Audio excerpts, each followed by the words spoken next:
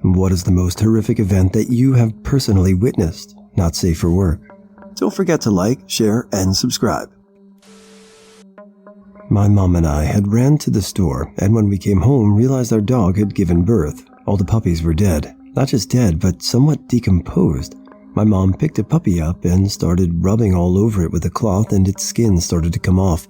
She was crying hysterically, and the dog was running all over the house, getting black goo all over everything. It was horrific and took forever to clean. Poor dog. Pups had been dead inside her for a bit, I guess. It was so sad. She did end up living, though.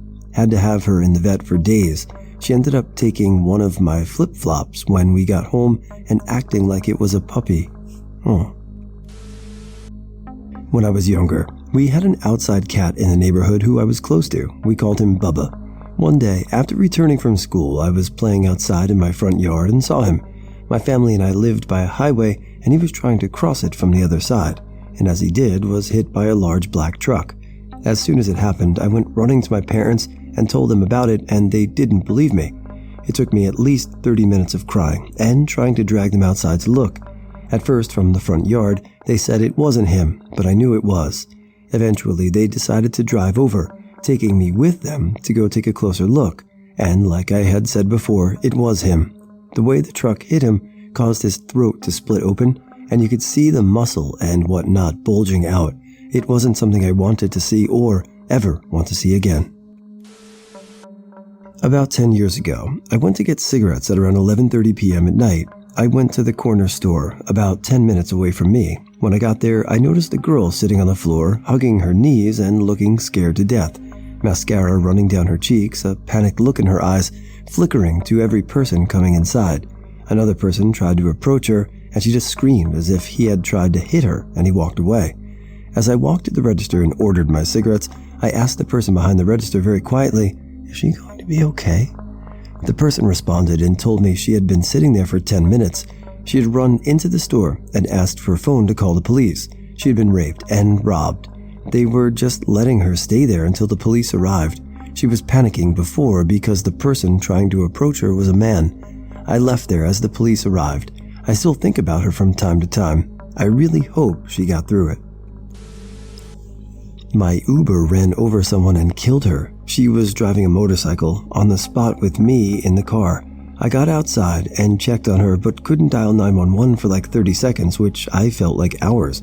Now, every time I see someone else in a motorcycle that just appears at either side of whatever car I'm in, I get like flashbacks to that day. Me and my dad were in the car going home, and suddenly someone up in a bridge under us threw a bag with a corpse inside. It hit and broke the car window, and the sound of that really scared me. We called the police, but there was a dude who decided to open the bag before the police, and it was pretty gory. My alcoholic, bipolar father having a breakdown in his bedroom. As I cried on the phone to my mom in my room, I heard his 12-gauge shotgun clicking and began screaming into the phone, "Call 911," and rapidly pressing buttons. He came rushing in and asked what was wrong. When I said I heard the gun, he said I was unloading it so I didn't do anything stupid. The next day I was taken out of school for my mental health, given a police escort to his house to get my medications. I also have bipolar and depression as well as other issues. All my drawings were laying on the front lawn. I entered, yelled up the stairs that it was me and a police officer. I walked through the house. That was a mess. The cop noted the smell of gasoline. When walking back to the front door, I realized there were shotgun holes in the walls, one that went out and hit the garage window. I couldn't breathe. I said, "I love you," and left. He later told me he took all my art out because he covered the house in gasoline from basement to the second floor and was going to burn it down with him inside. I was about 13. When I was a kid and my dad was still around, he brought me, my brother, and my sister to KFC. Being young, I was just constantly looking around at everything until I saw this rather tall fellow in line. Being the weird kid I was in M, I tried to visualize my dad next to him to figure out who was taller. Then the guy just randomly fell over. Like the guy didn't slump. It was like his feet were anchored and someone pushed him. Complete 90-degree fall. The sound this guy's head made still freaks me out today. I also then saw his face. His eyes were blood red. Later found out the guy was an addict, so I do not know if it was drugs or the fall that caused this. He was also bleeding from the back of his head. When I was 12, my family got a 6-week-old puppy. It was just my mom, sister, and me at the time. The first night we had the puppy, my mom and sister left to get some things from the store, and I was feeding the new puppy as well as our older dog. Well, during their meal, the puppy got curious about the other bowl, and the other dog didn't like that and just snapped at the puppy. Not usually a big deal, but this was a 6-week-old puppy, and that little snap was enough to puncture its skull right in front of my eyes, and in a split second, I didn't know what to do, so I just dragged the bigger dog into the bathroom and shut her in there and had a breakdown. At some point, I knew I had to call my mom, so I went to get the phone. I had to walk past the tiny puppy in a pool of blood dying while its tail was wagging. That's the part that still makes me feel sick. I regret typing this. An old lady who was a fellow volunteer at the place where I volunteered when I was younger almost got killed in an air raid during the Second World War. She was a 6-year-old child in London during the Blitz in 1940-41. The Luftwaffe hadn't arrived at their usual time that evening, so after having a small portion of sausages, cabbages, and boiled potatoes, her mother put her to bed. Next thing that happened, she was awoken by the loud shrill of the air raid sirens. Then an incendiary bomb went right through her window. As there was no protective tape on the windows, the bomb shattered the glass, which went all across the room and injured her. Then the incendiary bomb went off, and she got trapped in a pile of rubble. It took her mother and a few neighbors to get her out. Then they rushed into the shelter. The old lady told me that she remembered black rats running around everywhere, and of course the raid was still on, so she couldn't sleep at all. Eventually the all-clear siren went at 6 a.m. I just looked in horror at the old lady. She then said to me, "Thunderfart 99, I hope your generation doesn't have to go through a war like this. I just admire the generation that got on with it in World War II. They were tough. Most people in the UK complain now about trains not being here on time, but that's nothing compared to being bombed nights on end." When I was 13, I saw a small kid, probably 4 or 5, dart out into the street from in between 2 parked cars, got hit by a car, and was thrown into another parked car. The way the blood sprayed out onto the side of the car was horrifying. So was his mother's screams and sobs. I had never seen that kind of rage and grief before, then, or since. After what felt like an hour, but was probably only 45 seconds, I just ran home and stared at the wall for a long time. I didn't tell my parents for 2 days, and they sent me to a counselor. I won't ever forget that kid. He did not survive. No idea what happened to the driver. When I was in high school, my school first team was playing against our biggest rivals in a rugby match. Long story short, an opposition player was tackled in the air. He landed on his left leg at an awkward angle, and that leg was subsequently crushed by his own weight and the player that tackled him.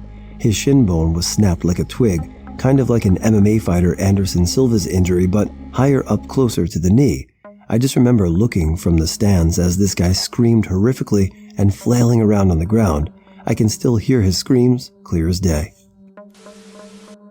In the early 90s, when I was a paramedic trainee in San Francisco, we had a call to an apartment where there were several firefighters ahead of us. We walked into a room, and an emaciated man on a bare mattress looked back at us with huge eyes. The family was in another room. He had AIDS and was home to die. They had no idea how to handle this. Called 911 because watching someone die like this is torture. Dying like this then was torture. Everyone was sort of frozen. No one was talking to the patient. I don't remember anything after I was finally moved to act. I walked across the room, took off my glove and took his hand. Asked him something, I have no idea what. But just like that, it was like things were back in motion. I will never forget this. I can't forget him, but I can't remember it clearly either. Just that brief period is in great detail. Nothing before or after. When I was very young, my brother, father, and I were walking out of a grocery store to my dad's truck. Down on the other end of the store from us, a child roughly 3 years old was walking through the parking lot, and the mother wasn't watching. A woman in a big 15-passenger van backed up over the child. I was about 10 at the time, 35 now, and I still remember the pop sound that it made. I remember the mother screaming, and I remember the driver screaming after she got out of the van and saw what had happened. I remember the kid on the floor and the pool around her. My dad walked over to see if there was anything he could do. Once he got there, he immediately just turned around and loaded us in the truck. All he said was, "That's why you don't play in the street. There isn't anything that anyone can do for her." This didn't happen to me. It happened to one of my best friends when he was around the age of 10. I know the questions say personally witnessed, but anyway. My friend is only around the age of about 10 when this happened. He lived on a block of flats and apartments, and though he was young, he went to school on his own there and back. It was a warm day, and my friend was on his way back from school. In the summer, there was always a window cleaner that would clean the high-up windows in the flats, and my friend saw this man cleaning. This man had a dog. The cleaner was standing on one railing of the balconies to reach a high place, as he hadn't brought a ladder with him. His dog looked at the cleaner, and the cleaner looked at his dog. Their eyes locked. Suddenly, the dog ran up to his owner to show affection and went up on its hind legs and rested its paws against the cleaner. In an act of doing that, the dog accidentally pushed the man slightly, and he plummeted below. He landed and was killed instantly. The horrifying thing is the cleaner landed within a few meters of my friend. It was a bloody mess, the man barely recognizable. I sat by my wife's bed and held her hand as her breathing became distorted. I watched her eyes fluttering and moving rapidly. She focused on nothing, hadn't spoken a word since the day before. The cancer that had started in her pancreas had spread into her liver before we even knew she had it. Now her kidneys had shut down, and there was nothing that could be done. I had spent the night in her room on a fold-up cot, listening to her breathing as I tried to get to sleep, wondering if she'd still be breathing when I woke in the morning. Not very sleep-inducing, but somehow I drifted off around 3 a.m. I waited by the bed that day. Some of my family were there. My kids, one had come from interstate, my wife's brother and father. Her 80-year-old father was inconsolable and died himself later in that year from neglecting his medicines and not eating. Conversation was limited. It was quiet in the palliative care ward. When first admitted, she had been in the gastro ward. They drained her abdomen due to the buildup of fluids because of the blockages to the liver, but soon passed her on to the oncology ward. Oncology soon determined she was too weak, it was too late for chemo or much other treatment other than painkillers, and they passed her to palliative care. She had been in the hospital for a little over 2 weeks. Palliative care came out and said the words straight away: "She won't make it past Friday." I wrestled the grief back down and was surprised to feel relief. Finally, some people telling me the truth. Finally, she wouldn't be feeling so much pain. They were right, too. I sat by my wife's bed and held her hand. At a little past 6 p.m. on Friday, the 2nd of May, 2014, she breathed out. I didn't witness it, but I caused it, and someone else witnessed it. Second to last Sunday before Christmas one year, I was heading into the kitchen for dinner. Just before we could sit down, I pass out completely, falling onto the floor. When I wake up, I've been put into a seat and made to drink a glass of water. And while I'm passed out, my mom calls my cousin who lives in town and who happens to be a nurse. My sister is waiting in the living room for her. She sees the headlight shining down the road as it snows, and she runs into the kitchen screaming that our cousin just crashed into the brick wall outside her house. Turns out, her brakes were already failing, but hitting an ice patch broke the brakes completely, and she lost control. And she wasn't going too fast because of the fresh and icy snow, which is a good thing because since we lived on a hill with a drop of about 4 to 5 feet from the sidewalk down into our garden, the wall she hit stopped her from going into the garden completely. And with the angle, she would either roll completely in or had hit the cement and brick staircase. Luckily in the UK, she'd be on the right side of the car. Else, in the latter scenario, she'd have hit a step straight on.